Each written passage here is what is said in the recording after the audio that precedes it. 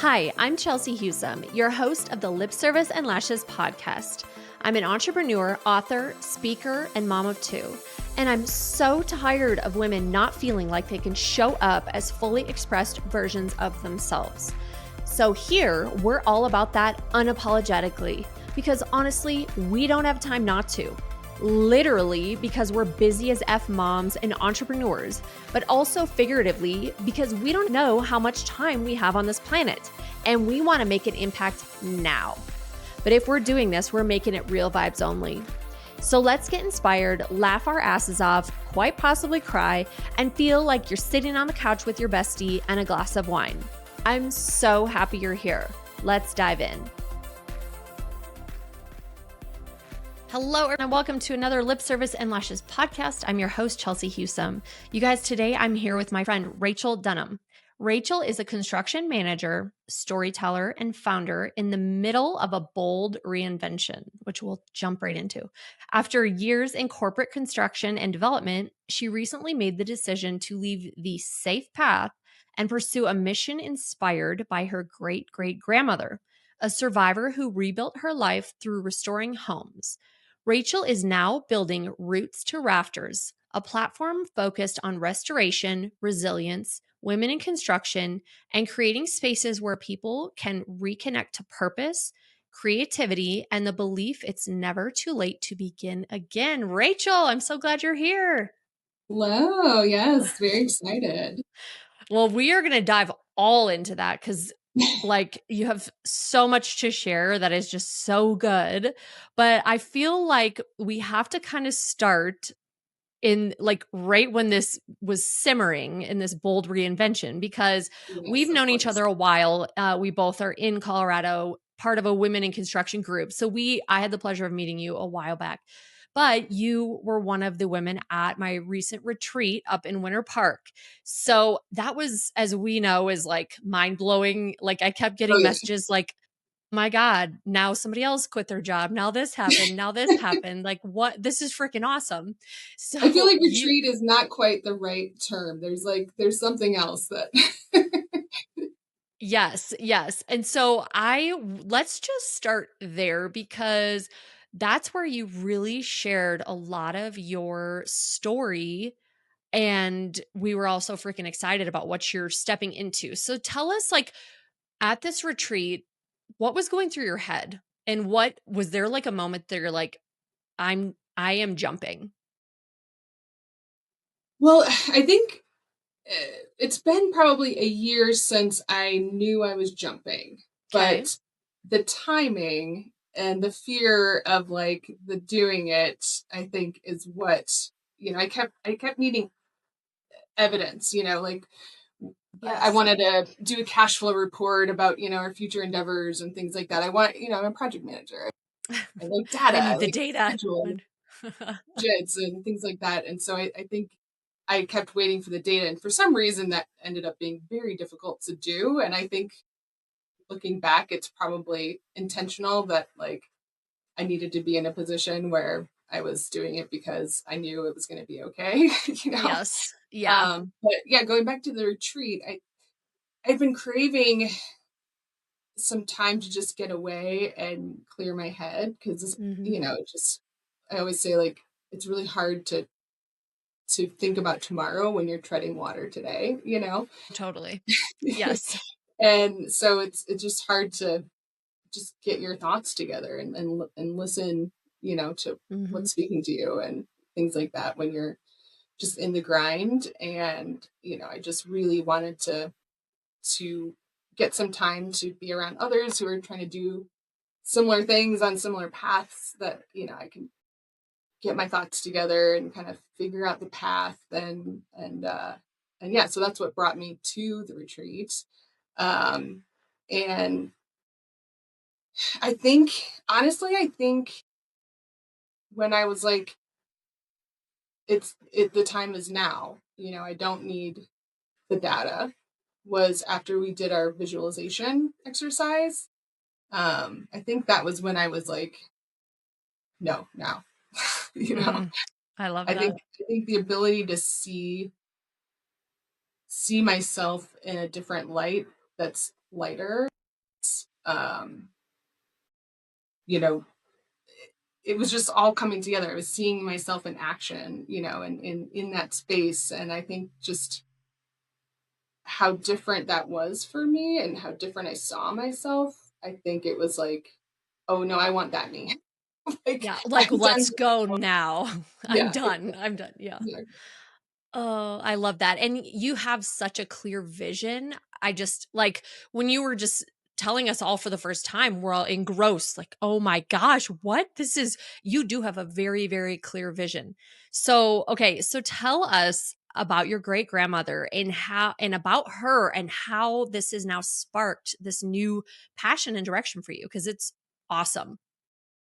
Yeah, it is awesome. I think it's fun to, when you're like obsessed with something and you hear other people being like, no, that is cool. Because you start questioning, like, You're like, "Am okay, I is just crazy this and really thinking this cool? is Or great?" so it's always helpful when people are like, no, it really is actually. Yeah. But yeah, so I moved to Colorado from Chicago, grew up in Indiana. Um, when I wasn't one of those people that was like running away from my family actually. But and I think when I moved to Colorado, I was kind of like, looking back, I think I was looking for that connection to family. And so I started really getting into family history and researching genealogy and things like that. And I had known, I think it was kind of one of those things you file away that you're Yeah. told, that I had family that was from Colorado. Um, and I think I knew that she had fixed houses and, things like that. But again, it was just in a Just deep there. file, the deep Yeah. cuts. And so, but when I started actually researching and uncovering things, there's a lot of different threads that you go down when you're researching your whole family history. But like that thread just really was kind of wiggly to me. It was like, Yeah. pull me, keep going, keep going. And especially once I kind of found out that she, how many houses that she had had and how much, she had um, redone. And then I started asking questions, and my grandpa used to tell me stories about, she used to always have flowers in front of her properties. And that was like Mhm. always a big thing. And I remember even finding an article where it was like, Ida Heaney's peonies are looking amazing this summer or something. Oh, It that's was cool. like, I was like, oh yeah, like other people saw it. This is not just a thing that my grandpa remembered. And so when you're digging down, especially because I always do it in fits and starts, because, we have in the construction industry, we don't always have like giant amounts of time to For sure. just go down these paths. So like it kind of be fits and starts. So when I was doing it, I'd like find something and then I'd file it away and then, go back and see like, okay, is that real? And I kept finding these marriage and divorce records from her. And I was like, wait, that's not what I was told. I was told that, her husband passed and then she remarried another man. That's not what happened. It's sure enough, like as I really started digging into those facts, it turns out the story that my grandpa was told was that he had passed. I think they even said he died of the Spanish flu. Really? So they even had put details to this whole story. Oh, jeez. And turns out he was not a great guy. Of course, hurt people hurt people. I've dug into his past, and he had a lot of reasons why he was um, not the greatest and had drinking problems and abuse and gambling and he was a one-armed Irish railroader in Mhm. Colorado, and he would go off and leave her and the kids to go work on the railroads. And she, even at that time, even when she was married and kind of stuck in that life, um, she built the homestead. Like her and her oldest son built the homestead that Oh, that's that cool. is still existing. I went and actually found it, and that's actually part of where the name comes from. I actually got to go into the house. They built onto it, and it doesn't really look like what it would have looked like then, Okay. but they have the original attic still together, like the original structure of the Cool. home. It's inside the rest of the home. And so I got to go into the attic and see these like live edge uh, rafters Oh, that cool. she, hand milled with her oldest son and a local carpenter, and they brought in all the materials with horse and buggy, and I love that. so it was so cool to kind of be so close to what her own hands touched. Mm-hmm. But yeah, so as I started, actually visiting the properties, and um, there was always this kind of idea of, oh, it'd be so cool to own one of her houses. It's Mm-hmm. just kind of a thought, a wish, I guess. And then what I eventually found out as I kept digging is she divorced him after suffering with him for so many years in 1902, That's when so women, crazy. yeah, When women were not yeah, divorcing anyone at that yeah, that point, did right? not happen. I was even like, it's the Wild West. Maybe women were a little more independent, and, Yeah, right. beat And the odds. But, everything I've researched, there's no real difference. I think maybe back then they might have just kind of went off on their own and didn't actually divorce. That might have been more common, but yeah. in terms of divorce, that there was no like Wild West anomaly, and so Yeah. she really was a pioneer of, starting her own path. And Mm-hmm. I've tracked down the divorce records and read like, what she went through, what the kids went through. And, uh, they, the articles were like, a local contractor and ex-wife, like it was all written, like she had to go through shame, which is why she told a different story to people, Yeah. and held on to that story. Hmm. Um, but they ended up getting back together a few years later, which, I was kind of like disappointed at first when I started realizing that. But then the more I've thought about it, like that's such a common story, Yeah. which is some of what has evolved into this purpose work. Because so many women, they don't have options, and Mm-hmm. they're Especially intentionally, then. yeah, I yeah, and mean, they're kept intentionally financially constrained. They're kept mm-hmm. intentionally skill constrained. The more they're reliant on their abuser, the more they stay Yeah. loyal. Yeah. And so I think so many of them go back when it gets bad enough to leave. You have the bravery to to get out, but then as things calm down and you're looking at an unknown future, it's Yeah. so scary, For sure. and our brains want to protect us, and so we feel more safe in an unsafe space than an unknown space. Yeah. So I think in a way, it's her story following so many women's story, is Mm-hmm. kind of plays into why it's so relevant today. Yes. But yes, in 1907 they remarried, and then in 1910 they divorced again. So even though she went back, she did finally, break herself free. And the fixing up of the houses and renting out rooms to boarders is essentially how she got on her own 2 feet and started to build a new life for herself. So I yeah, love that's that. that's that's Ida. I love that. Okay, so and I know you found some of her houses. So tell us about this new chapter and this passion that you have and that what you're wanting to step into because I know there's a few components to it, of like Yes. the nonprofit and things like that. So tell us like what is your vision because this is just so exciting to me.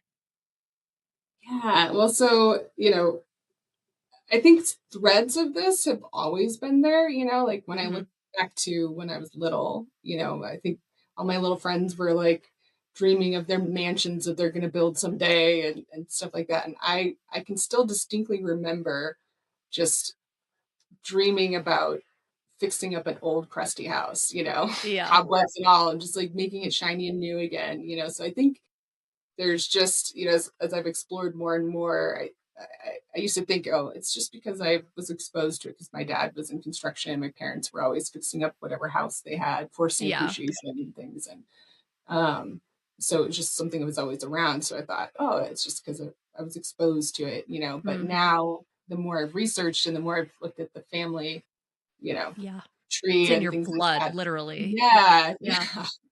And so yeah, now I feel like there's something more that compels me. For sure. But so that there's always that restoration too. Is I feel like is not that common in our industry for people to enjoy restoration. I think the most people I talk to is like, I love new construction. Scrape it, rebuild. Yeah, Yeah. that's Yeah. the preference. But to me, I love restoration and renovation work, and that's been most of my focus for the last 8 years, and I just Okay. loved it. So again, Hmm. going back to uh, the family history and what's driving it. So like there's threads of that's been there all along, and I've always dreamed of having a lot of land and a compound with friends and family, and building a community, and Yeah. it's just all these individual things. But it was about 5 or 6 years ago when I was talking to a career coach, and I can remember it was a distinct moment. It wasn't just like, oh, it's kind of coming together. It was like all these little random things that felt random all just kind of snapped together, and it was like, Yeah. oh, like this is all the same thing, Hmm. you know. And basically, my vision is to build a world, do some world building, and is the core purpose is to um, help women realize that the life that's meant for them is theirs for the taking, and they can build a new life, one that inspires them, and one that uh, they can expand in, and not be kept down. And so as part of that, using her story to Hmm. inspire them, and specifically to help guide them towards the trades, because when I think about the trades, and even just what I've it's meant for me, um there's nothing quite like driving by a project that you There were a isn't. part of. I see these memes all the time where people are like, um imitating people that work in construction. They're like, I built that over there, and then that was a really tough project. And It's true. We do it as we should because we're yes, proud of it. absolutely. Yeah, because I you, totally you do you that. you pour your soul into the work, into these physical Yes. structures, and Yes. I also think there's something about just the physicalness of it. You Hmm. know, I've never understood how, like, I appreciate we need accountants, but I've never understood it. I'm like, how do you just look at numbers all day? Although I Hmm. do look at numbers all day, but it's going towards Yeah. something physical. And so I think like pouring yourself into a physical thing that will last for, Hmm. you know, hopefully, if you did it right, last Yeah. long after you're gone. Yes. And then I think just working in the trades using your body, Hmm. there's so many studies now that it's like stress isn't bad. It's just stress is designed to get out of your body. You're For sure. designed to fight a bear. So Hmm. we got to go fight a bear every day somehow. And so Yeah. you can get out of your head and get into your body, work with your hands, sweat a little bit. I think that's really good for processing trauma and things like that. Hmm. Um, and I think anytime you're learning something new, it's building confidence, and Hmm. that's what needs to be in place to keep people moving forward and not going back to this old life. It's confidence, it's faith that I can do this, and Hmm. learning new skills, that you're going to get that. But then there's something a little bit more when you're doing something that's gender bending, that Yeah. people think you're not It's supposed to just do. badass. You're Yeah. like, yeah, go get it, girl. Like, I love it. I love it. Yeah, exactly. It's my one of my favorite tools in my toolbox was when I used to work in the fields. was like, oh, don't worry about it. I'll get it. Like if you're trying to get somebody to go do something, you're just like, don't worry about it. I'll do it, And it was Yeah. like, all you had to do it was one time. Yep. And They're like, they're she like, got every this. other time they're like, no, no, no, no, I got it. I got it. You're like, I can do this too, just as Yeah. good or better than you can. Yeah, exactly. So yeah, so I think, the trades is really a great way for women to regain that independence, build a new life for themselves, literally figuratively. Yes. And so essentially using her story to inspire them, and then creating an apprenticeship program to help get women, out of their situations and learn some new skills, and kind of help them get employed, and all of that stuff. And then I want to have a retreat center. And in my imagination, it's this giant barn with like different workstations where you can do a welding station, and you can do uh, wood crafts, and pottery, I love all painting, that. Yeah. little writer's cabin over here, where anyone, can come and get away, and kind of, this was birthed from what I was craving when I was trying to find out, like, okay, this isn't enough. There's something more. But I was treading waters. I couldn't think, so I want to create that space for people like me who are trying to find their purpose. For Um, sure. and then dually, use that same space to train the women, and, give them that some kind of space to reset and expand and imagine, and then have some land where the women can also build tiny homes and create a safe community where they can support one another, and also purchase one of her houses, and through the apprenticeship program, restore the house back to what it used to look like Mm. when she would have had it. And, I picture it being kind of an HGTV show with purpose, and, you're peeling back the layers of the house's story, and Ida's story, and Mm-hmm. these women's stories, and, looking at, I feel like it touches on so many things that people love. People love a good Yes. story, and people love old houses, you Mm-hmm. know, and all that stuff. So I feel like there's just so many components that would really get that story out there in a way that maybe people might not be expecting to get For sure. touched in that way, So it's like the more you can compel people, the more, you can get that message across. Mm-hmm. Uh, and so there's so many different things that like that doesn't even stop there. There's so many things that have even happened since we last talked. Yeah. Um, it's like I almost feel like I'm watching my life unfold instead of pushing to make it happen, which But it's happening so much easier now that you're yes, kind of like, okay, I know this.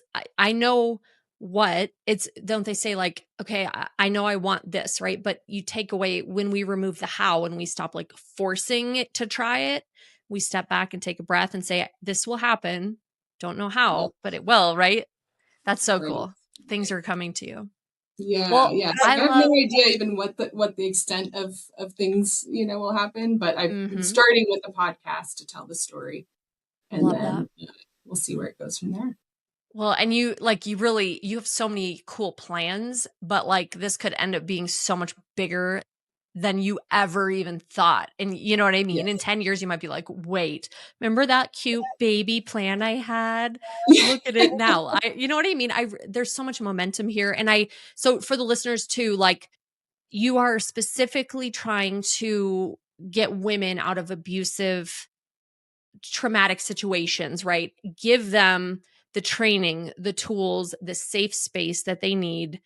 Give and like I know we both feel so passionately about this, about the trades as a great career option. You can be paid to do your apprenticeship, paid to get trained. You get paid well once you are done with that, you have great benefits. Like, it's for women specifically who are coming out of tough situations. That is such an amazing gift to train them and help them get into that. Most women never thought like, oh, it's an option for me. Right. It's about exposure. I was It the is. oldest kid, and my dad is a very practical guy, and he's like, you can hold the flashlight first, so come over here. And Yeah. so it's just kind of a practical thing for me to learn those things. And he never questioned whether I could do it or not, because I had all the equipment I needed, to do Mm-hmm. the thing. And I always tease him that he's a closet feminist. He loves that. That's cute. But when you see the possibility, then it becomes an option for you. But Hmm. I mean, so many women are, or even people, I think just in general, we've eliminated the trades as it's a fallback plan for so many people. But like, Yeah, it's really a great career path, and we it need really is. talented, smart people from all walks of Hmm. life. Great benefits, like great pay. Like, people are constantly hiring. I mean, it is needed. It's not Yeah. taking, it's not going away with AI and all these things.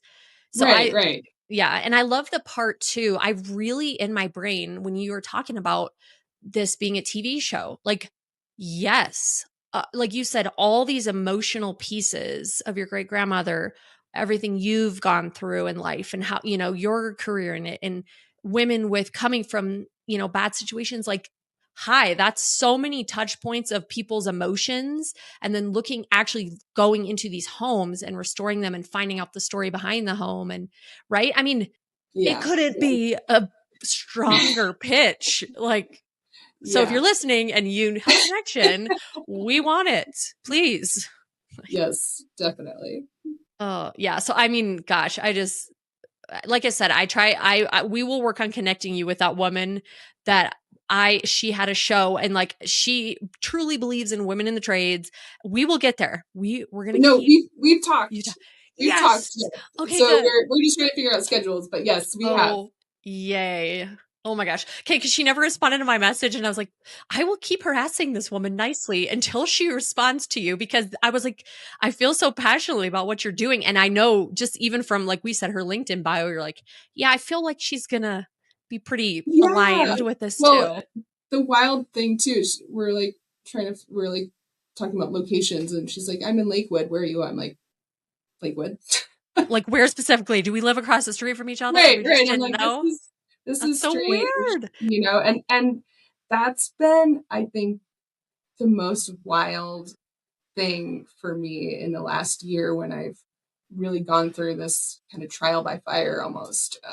Went through the hardest year of my life, but on the other side of it was Yes. this. Like, Oh, basically what it happened, I got to a point where it got to be so painful to carry this dream and not be able to see how and if I'm going to be able to make it happen, because it's so yeah. big. I mean, it's kind of wild. It is. And it's like, to think that, just little me can like make this crazy thing happen is kind of hard to imagine. And it just kept feeling like things kept getting stacked against me. And what I think it was is I just needed to get so uh, like almost like there is no way I will not have let this happen. Absolutely. Like Like, it is happening. it had to Like, get forged in me to a point where, like, it was always been there and it's bugging. It's like yeah. I cannot think about it, but it just got to a place where it was like it felt like a true fire in my belly, Mhm. and I had to essentially, I kept trying to figure out, like, what's the whole path. You know what I mean? Yeah. Yeah, yeah. Like, how do I get from here to there? Because that's big. You're like, yeah, there's so many little steps. How do you get there, right? Yeah. Yeah. And so I kept thinking, like, okay, I gotta find the path, and I'd like listen to other people's stories and how'd you do it? How'd you? Mhm. And what I finally realized is, I just have to take that step of faith and like figure out what the thing I can do right now. And for me, that was starting the podcast. Mm. And what has evolved, and the synchronicities and like the God winks that have Mm-hmm. happened along the way have truly blown my mind. Like Mm-hmm. I said, I almost feel like I'm like, okay, I just need to pop some popcorn and just like sit back It's and an out watch of body experience. You're like, holy Yeah. crap, what's going on? Yeah. Yeah, like I couldn't, and I'm a pretty stubborn person, it's I think one of our the character traits of our female family, and I can make a lot of things happen, but like there is no way, even on my best day, I could have made all the things that have evolved over the last year happen. And I love it's that. kind of nice to not be forcing it anymore, to Yeah. just be willing and just be listening and Open. open and talking about it and taking the steps that I can. Yes. And that's, I think things come so much easier and you step back and I really I love that you realize that and you're now like, okay, take the next step. You always need that aligned action, but also being open to something that is going to come that's even better than you could have forced, right? But I truly Exactly. think, like talking to you, I think you were put on this earth to put this out there. You were. This is your legacy. And I love that it's your all these crazy things that you can't even explain are happening because you were meant to do this. And now you're like in that flow and you're letting it happen. And like in a year or two, 5, 10 years, like, oh my God, like just watch Rachel because, like, holy shit, girl. Like, this is just so cool. And I love that you Thanks. two talked. And I love that you are going to meet and like be I like, teach know. me your ways, teach me, just show me. Cause that alone, just by talking to her and potentially other people, it lessens your timeline because she's already done the hard work of all the stuff. Right. So you get Exactly. to learn from her struggles to go faster, you know? Right, right. Yeah. That's I think like some of the key things that came that I took away from the retreat was, we had that visualization exercise, and we, had a conversation with our future self, Mm. and that experience was so transformational because I knew this. I knew that I couldn't carry, because what you said was so true. I truly feel like this is my purpose, and that's a crazy thing to think and to truly feel in your bones. But um, and it can feel like a weight, if you feel like this is what I have to do. I don't know how to That's a do lot. it. It's a lot That's a of lot, and you're it's a like, lot of the stuff. world Yeah. needs me to do that. Like, and it's not an No ego thing. pressure. It's just like it feels like a a servant thing, almost like this is, Yes. what if I don't do what I need to do, then other people won't be able to do what they need to do, almost. Mhm. Mhm. Again, not me thing. I think we're all like, we all have our own purpose and we all are important, but we're all nothing all at the same Yeah, time. totally. So I don't say that like as an ego thing, but to feel that, it can feel very heavy. Yes. And I think I was carrying that weight often, and then, Mm. I was trying so hard. And like, I mean, if anyone knows me, like really, really knows me, they know I have a hard time stopping. Me too. I just like, yeah, what's that Whoopsie. We like? can't. And so like I've just worked so hard to try to get there. I mean, Mhm. and that conversation with this future version of me, the first thing that struck me was a smile on my face, Mm. um, and the lightness that I was walking around with, the confidence. I knew I wasn't afraid of my bossiness,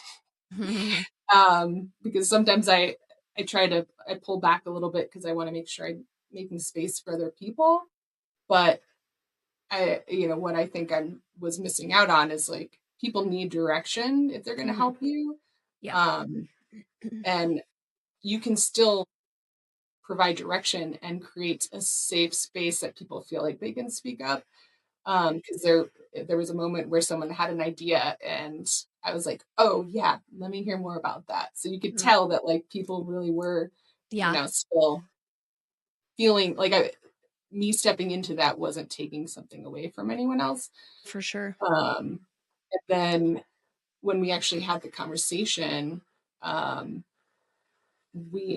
she said, "Thank you for all of your hard work," which that's how I knew it wasn't like this wasn't just some made up thing, because the voice inside of my head says like, "You're not supposed to work so hard at this." It's more Yeah. condemning Yeah, than like thanking me and recognizing, how even though it wasn't the right way to go about it, it came from a place of purpose for and sure. passion and Mhm. love. Mhm. So recognizing that was just like so meaningful to me. But then, she said, "I got this from here. Like, you don't have to do it like this." Yeah. And I was just like I just started falling, and I was just like, "Oh my God, like I believe you." Mhm. And That's just 2 weeks later, my husband called me, was taking my dog Ted home from the vet, yeah. and I just get a phone call, and he's like, "Hey, I was at this elevator survey, and the guy that lives in the town named after your family it said I was telling him about your podcast and what you're doing, and he's like, oh, there's a woman in the town that knows all about your family and has tracked all this history down, and they need to talk." And I I was love like, that. I got off the phone, and I was just floored. I was like, That's so cool. okay, I get it. Uh-huh. It doesn't mean that I'm not an active participant. Obviously, like I have to take the steps. I have to talk about it. I Yes. have to overcome my fears. I have to take action.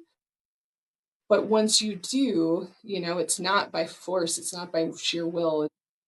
It's No. that energy that like Mhm. radiates out, and you You have are other feeling people. so energized and excited now, not like Yeah, you moved away from, "Oh my gosh, this is such a huge task. I'm worried, I'm nervous, I don't know how I'm gonna do this." Now you're just freaking excited, and that yeah, literally and that shifted everything. yeah, That's 100%. so And not that I don't still have those moments. I mean, I Oh, do, we and all do. yeah, But but you're more operating from a place of yes, that. Yeah, that's my goal, is not to never, have those old patterns of thoughts, but for sure. just to every day try to do it a little less. Yes, yes, and it will get a little easier as we keep going, right? But yeah. Yep, Oh my exactly. gosh, girl, I am so proud of you. This is just Oh, amazing. Like I just loved hearing all of this and you're clearly so passionate about it and you're going to do amazing things. So we will all keep cheering each other on, but before we go though, tell everybody what's the name of your podcast, where they can follow it, where they can follow you and, follow along with your journey and support you because that's super important. yeah, so it's Roots to Rafters, and we have a website, Roots to Rafters Podcast, and there you can connect with the socials and all the streaming platforms, and we're on all the socials, Roots to Rafters, and yeah, it's been a little hairy trying to close one chapter and start a new Yeah. one, so it hasn't been as active, but we'll have lots of really fun and exciting updates and Yes. yeah. Well, everyone connect and follow because when she gets her TV show, we'll be like, "We knew her before and look at this." So, we get to watch it all like just starting out, which is so freaking exciting. When you get the retreat center, your land, like I'm coming. I'm coming. All right. That's good. Oh, I thought it was kind of important to, I was having some of that like imposter syndrome stuff, like, well, you don't have the success story yet to tell about how you got there yet, but as I had those feelings come up, I was really compelled to like, I think it's important to let people see in the messy middle and in the like mhm. beginning stages and stuff, because I think sometimes when you hear these people that are like, insanely successful and stuff, and you see where they're at, it's still, even though you hear them say, oh, I was this, you You can't still relate see the that. same. Yeah, Yeah, it's not and the so it just, same. yeah, it feels so untouchable, and so I was Mhm. like, I think it's important for people to see the beginning and Mhm. to see that like you in that raw state of like just starting out. And so yeah, so I thank you so much for Oh, this conversation, and yes. for anybody out there that's feeling like there's more, there is. There always Mhm. is. You know, let go of fear. It's fun. I love it. Oh, well, thank you so much, Rachel. You're amazing. And thank you for Thank coming you. on. And we'll keep having you on and just updates. So, you can just be Yeah. a regular. Well, thank you so much. And everyone, thank you for listening. Please go give Rachel a follow and follow along with her, listen to her podcast, all the things, because this is just literally the beginning. So, all right, everybody, thank you so much. And always remember, no BS, just real vibes. We'll see you next time. If you loved the episode, share it on Instagram and tag me so I can say thank you and meet you, or share it with a girlfriend who you know would love this too. Always remember, no BS, just real vibes. See you next time on Lip Service and Lashes.